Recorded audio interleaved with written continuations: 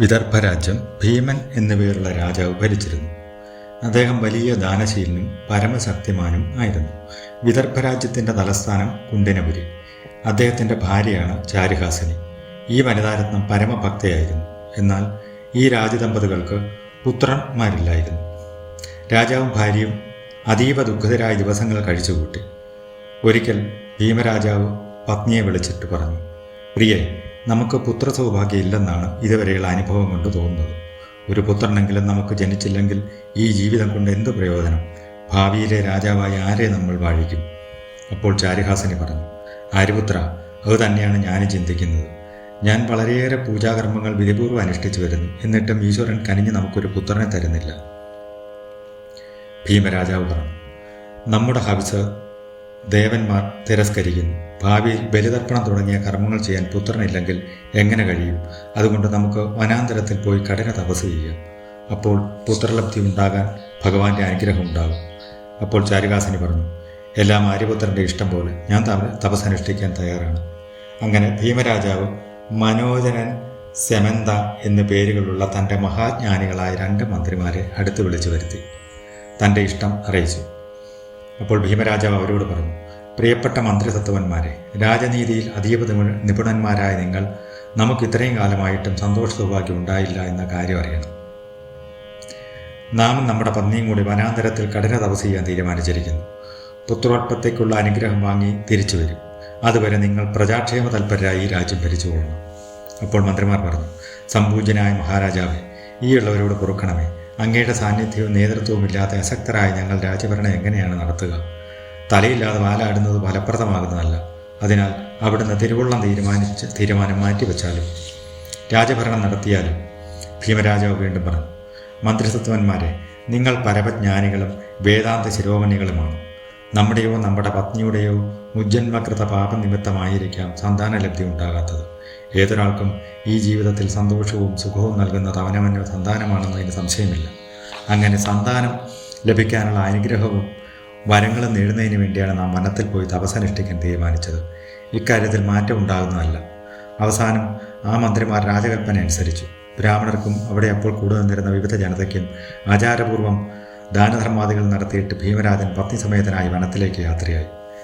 താമരത്തടാകം താമര വിരിഞ്ഞ് പരിലസിച്ച് നിൽക്കുന്ന പ്രശാന്തമായൊരു അന്തരീക്ഷം. അതിലൊരാശ്രമം കാണപ്പെട്ടു. ആശ്രമാന്തരീക്ഷത്തിൽ ശാന്ത സ്വഭാവികളായ ധാരാളം പക്ഷിമൃഗാദികൾ സാഹോദര്യഭാവത്തിൽ വിഹരിക്കുന്നു.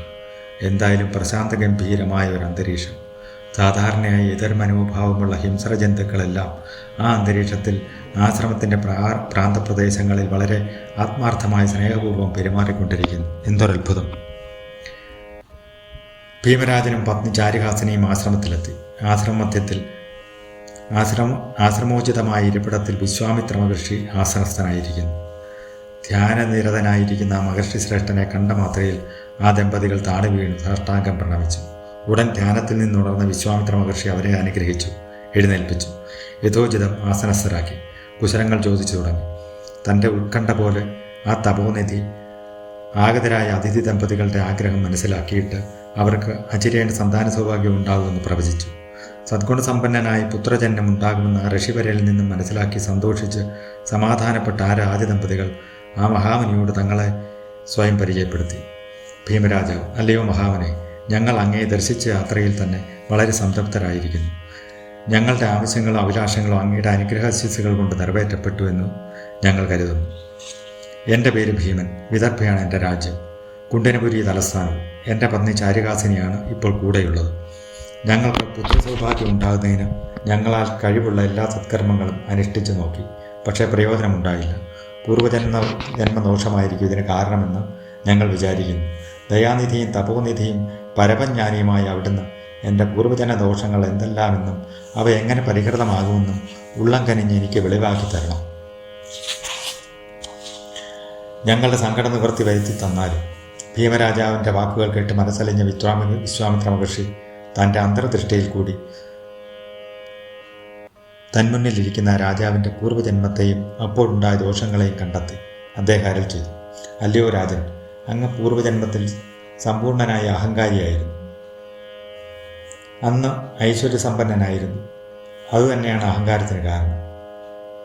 അന്ന് അങ്ങയുടെ വംശധർമ്മത്തിനെതിരായി പല പ്രവർത്തനങ്ങളും നടത്തുകയുണ്ടായി. 4 വേദങ്ങളിലും 6 ശാസ്ത്രങ്ങളിലും പ്രതിപാദിച്ചിരിക്കുന്ന ആചാരങ്ങൾ അങ്ങ് ലംഘിച്ചിട്ടുണ്ട്. അങ്ങയുടെ വംശത്തിൽ അതിദേവത, അതായത് അങ്ങയുടെ കുലദേവത ശ്രീഗണേശനാണ്. ഈ കുലദേവതയായ ശ്രീഗണേശനെ അങ്ങയുടെ പൂർവിക ജന്മ ശ്രേഷ്ഠന്മാരിൽ നിത്യവും പൂജിച്ചാരാധിച്ചിരുന്നു. എന്നാൽ അങ്ങ് അങ്ങനെ ചെയ്തില്ല. നേരെ മറിച്ച് അഹങ്കാരം കൊണ്ട് അങ്ങ് ശ്രീഗണേശ പൂജ അവഗണിച്ചു. അത് നിമിത്തം ഈശ്വരകോപം ഉണ്ടായിരിക്കുകയാണ്. അങ്ങനെ ഈശ്വരകോപം ഉണ്ടായതുകൊണ്ടാണ് അങ്ങേക്ക് സന്താനലബ്ധി തടഞ്ഞത്. അതിനുള്ള പരിഹാരം ഞാൻ പറഞ്ഞു തരാം. അപ്പോൾ ഭീമരാജാവ് പറഞ്ഞു, അതിനു മുമ്പായി ശ്രീഗണേശൻ എൻ്റെ കുലദൈവം ആയതെങ്ങനെയെന്ന് വെളിപ്പെടുത്തി തരണമേ. അതറിയാൻ എൻ്റെ ഹൃദയം വെമ്പൽ കൊള്ളുന്നു. വിശ്വാമിത്രൻ പറഞ്ഞു. ശ്രദ്ധിച്ചു കേൾക്കുക. തൻ്റെ ദീക്ഷ തടവിക്കൊണ്ട് ദൈവജ്ഞാനിയായ വിശ്വാമിത്രൻ വെളിവാക്കി തുടങ്ങി.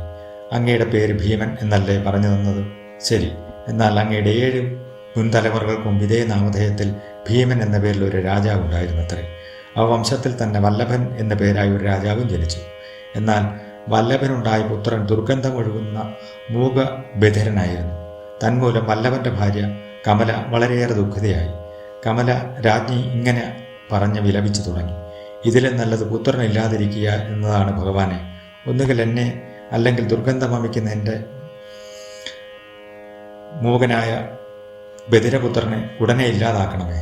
ഞാൻ എന്ത് പാപം ചെയ്തു ഇങ്ങനെ വരാൻ? എന്ത് കാരണം? എൻ്റെ മകൻ എന്തു കുറ്റം ചെയ്തു? രാജ്ഞി തലതല്ലി അലമുറയിട്ട്. ഇത് കണ്ട് രാജാവ് വല്ലഭൻ വളരെയേറെ ധർമ്മസങ്കടത്തിലായി. അപ്പോൾ വല്ലഭരാജാവ് പറഞ്ഞു, പ്രിയെ, സമാധാനിക്കും. ഇതാരുടെയും ഇപ്പോഴുള്ള കുറ്റം കൊണ്ടല്ല സംഭവിച്ചത്. കഴിഞ്ഞ ജന്മത്തിൽ ചെയ്തിട്ടുള്ള പാപവങ്കിലമായ മാനവർക്ക് ദുഃഖമുണ്ടാകുന്നു. താൻ ചെയ്യുന്ന കർമ്മത്തിൻ്റെ ഫലം താൻ തന്നെ അനുഭവിച്ചെന്നേ വരും. അവനവൻ്റെ പ്രവൃത്തിയുടെ ഫലം ഈ ജന്മത്തിൽ അല്ലെങ്കിൽ അടുത്ത ജന്മത്തിൽ അനുഭവിക്കേണ്ടി വരുമെന്നത് തീർച്ചയാണ്. ഇനി സംഭവിച്ചത് മാറ്റി നന്നായി വരാൻ നമുക്ക് പൂജാതി കർമ്മങ്ങളും തപാനുഷ്ഠാനങ്ങളും ചെയ്തു നോക്കാം. ഈശ്വരകൃപയുണ്ടെങ്കിൽ എല്ലാം നേരെയാകും. മകൻ്റെ രോഗം ഒഴിവാക്കട്ടെ, നമുക്ക് പ്രാർത്ഥിക്കാം. കമലാരാജ്ഞി ഇത് കേട്ട് ആമൂകബധിര ദുർഗന്ധപുത്രനെ സ്നാനം ചെയ്യിപ്പിച്ച് സംശുദ്ധമാക്കി ധാരാളം ബ്രാഹ്മണർക്ക് സദ്യ നടത്തി വണങ്ങി നിന്നു. തൻ്റെ പ്രവൃത്തി കൊണ്ട് ആ പുത്രനെ സദ്ഗതി വരുമെന്നവർ വിശ്വസിച്ച് ശാസിച്ചു. ബാക്കി അടുത്ത വീഡിയോയിൽ കാണാം.